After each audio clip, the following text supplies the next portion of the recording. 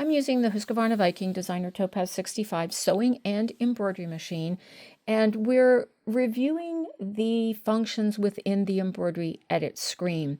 So we have not talked about these icons down here on the bottom. The center one is called Hoop Options, and we simply open it up and it will give me a list of all the hoops that are compatible with the Designer Topaz 65. If I want to change the hoop, I will simply select the appropriate hoop for my design or hoop that I own, and it will change the size of the screen or the hoop on the screen, as well as it will be indicated up here what hoop I have selected. Now here we have a very interesting function. It's called Create Shape.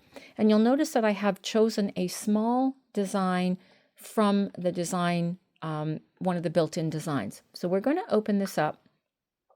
And what it's going to give us is a list of options over here. So I will first of all select a shape. We'll just select a circle. And what that does is it brings up a circle. Now this circle is simply a reference and has a that little motif on it. And if I want to add more motifs, they're going to appear on the screen. So instead of me positioning those icons or those little motifs individually in a circle, I can let the Create Shape tool do that for me. And within the Create Shape, I have many, many options in here as well.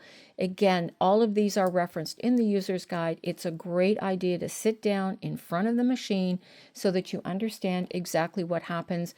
You can bring in your fonts, you can bring in designs internally from the machine, you can bring in embroidery stitches.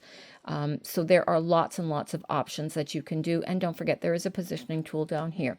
Once I'm happy with that, I'll select OK, and it will appear on the screen. And as I mentioned, the circle is gone. That circle is simply just a reference, and now it will stitch out that little circle of those mini designs. So make sure that you play with the Create Shape tool. It is fabulous, and you can create a lot of very interesting things. The final one is Stitch Out. So once I'm ready to go, I'm happy with my design, I would select Stitch Out, and it would now move me into embroidery stitch out mode, which we're going to discuss more tomorrow.